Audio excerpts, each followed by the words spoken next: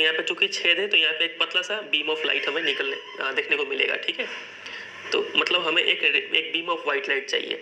उसके बाद क्या बोला गया है, Now take a glass prism and allow the light from the slit to fall on one of its faces as shown in figure 11.5। तो मान लीजिए यहीं पे कार्डबोर्ड रखा हुआ होगा और उस कार्डबोर्ड के छोटे से छेद से ये जो व्हाइट लाइट है वो व्हाइट लाइट आ रहा है। बोला गया कि इस व्हाइट लाइट को आप एक प्रिज्म पे फॉल कराइए, ठीक है, इंसिडेंट करवाइए। उसके बाद क्या होता है देखिए, turn the prism slowly until the light that comes out of it appears on a near by screen.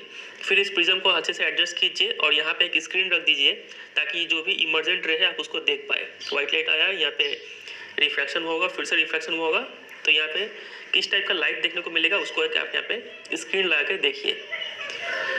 तो व्हाट डू यू ऑब्जर्व, आप क्या ऑब्जर्व करेंगे, आप ऑब्जर्व करेंगे कि you will find a beautiful band of colours. आपको एक band of colour देखने को मिलेगा 7 रंगों का, ठीक है, रेनबो कलर यहाँ पे देखने को मिलेगा। व्हाई डज दिस हैपन, तो ऐसा क्यों होता है, चलिए समझते हैं। The prism has probably split the incident white light into a band of colors। तो यहाँ पे आपको 7 रंग देखने को मिला। आया तो था सिर्फ एक व्हाइट लाइट, सनलाइट आया हुआ था, लेकिन यहाँ पे आपको 7 कलर देखने को मिला। इसका मतलब ये है कि इस प्रिज्म ने क्या किया, इस प्रिज्म ने स्प्लिट कर दिया इंसिडेंट व्हाइट लाइट को into a band of colours. समझ में आया। और ये जो हमारा टॉपिक था ना, dispersion of white light by a glass prism, एक प्रिज्म कैसे एक व्हाइट लाइट को डिस्पर्स करता है। डिस्पर्स करना मतलब बिखेर देना, स्कैटर कर देना, ठीक है। तो यही हमें यहाँ पे देखने को मिल रहा है कि एक प्रिज्म ने व्हाइट लाइट को डिस्पर्स कर दिया। Note the colours that appear at the 2 ends of the colour band. तो ये जो आपको कलर बैंड देखने को मिला उसका दोनों एंड पे कौन सा कलर है उसको आप नोट कीजिए।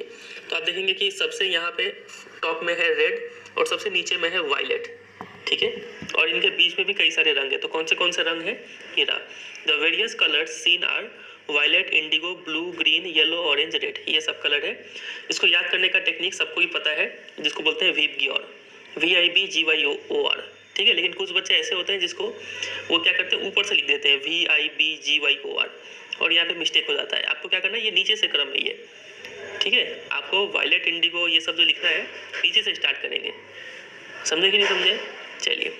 The band of coloured components of a light beam is called its spectrum. तो किसी भी लाइट को जब बिखेरा जाता है, बिखेरने के बाद जो भी बैंड ऑफ कलर्स मिलता है, ठीक है, वो बैंड ऑफ कलर्स को क्या बोलते हैं, स्पेक्ट्रम बोलते हैं उस लाइट का। यहाँ पे व्हाइट लाइट का ये है स्पेक्ट्रम। समझे कि नहीं समझे, तो ये स्पेक्ट्रम टर्म याद रखिएगा, ये डेफिनेशन हो गया स्पेक्ट्रम का। ये जो बैंड ऑफ कलर्स मिला है, ठीक है, कलर्स का पट्टी, इसको बोलते हैं स्पेक्ट्रम। और ये जो प्रोसेस है, the splitting of light into its component colours is called dispersion.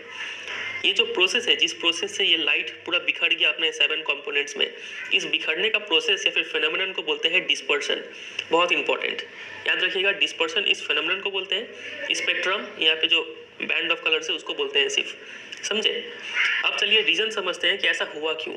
तो you have seen that white light is dispersed into its 7 colored components by a prism.